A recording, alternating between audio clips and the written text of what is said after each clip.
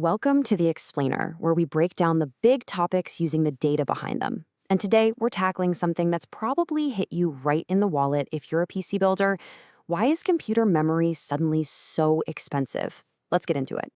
I mean, look at this. If you've tried to build or upgrade a computer lately, this chart probably feels painfully familiar.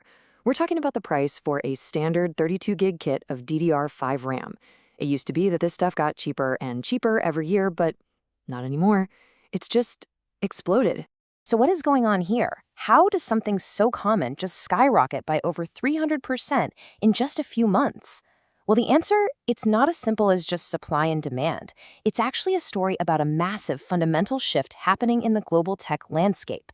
And it all points back to one thing, the absolutely insatiable appetite of AI.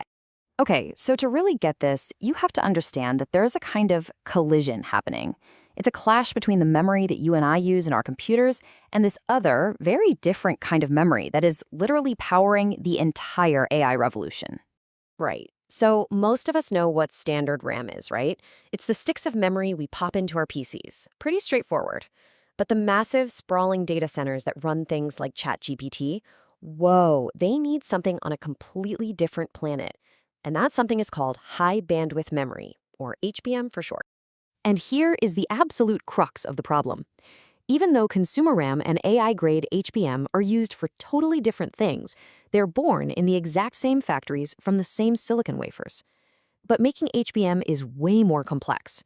It's the super high-margin product for the manufacturers, sure, but it takes up a ton more factory space, like 3 times more than the DDR5 in your gaming rig. So you've got this first huge problem. The demand from AI companies is just off the charts. They're trying to buy up everything. And the scale we're talking about is, honestly, it's hard to wrap your head around. Take a project like OpenAI's Stargate supercomputer. Some estimates suggest it alone could gobble up to 40% of the entire world's DRAM output. Just let that sink in. One project.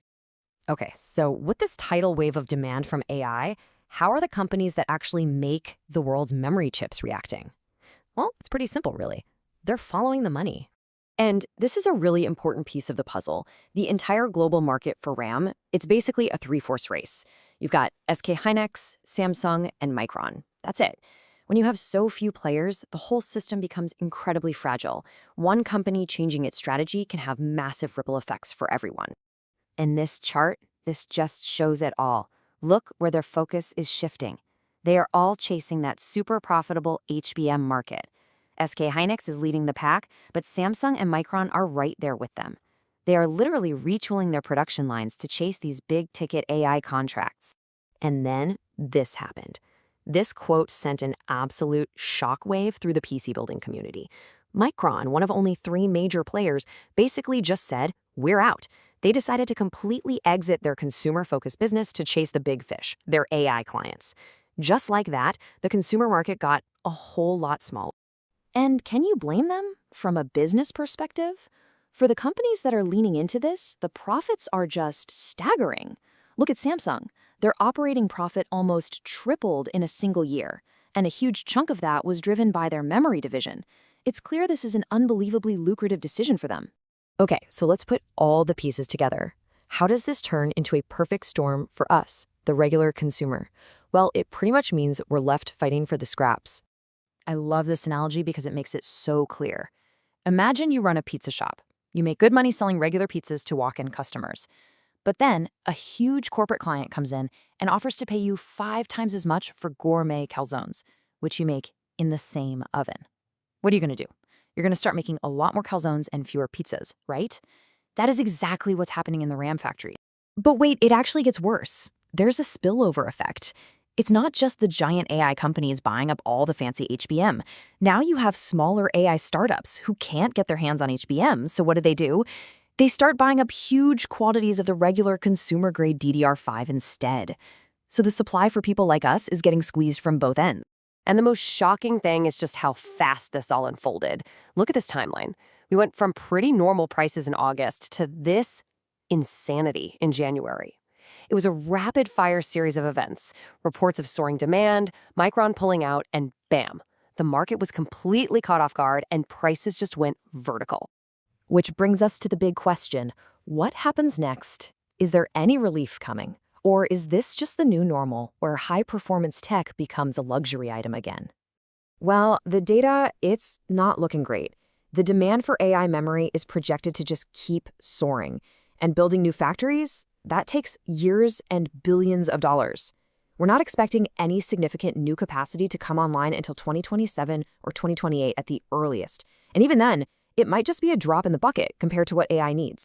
And we have to talk about another massive vulnerability in this whole system: the geographic concentration. An incredible 90% of the world's most advanced semiconductors, the chips you need to make all this memory, come from one single place, Taiwan. So this leads us to our first big knowledge gap, a question to really think about. With all these memory makers laser-focused on their high-profit AI clients, what happens to innovation for the rest of us? For our laptops, our phones, our gaming PCs, does that just stagnate? And that concentration in Taiwan leads to our second knowledge gap. As fragile as this supply crunch already is, what would happen if geopolitical tensions flared up around Taiwan? The shock to the system would be bigger than anything we're seeing with this AI boom. It could make today's prices look cheap. You know, what all this data really shows is that the AI boom isn't just something happening in the cloud or in software.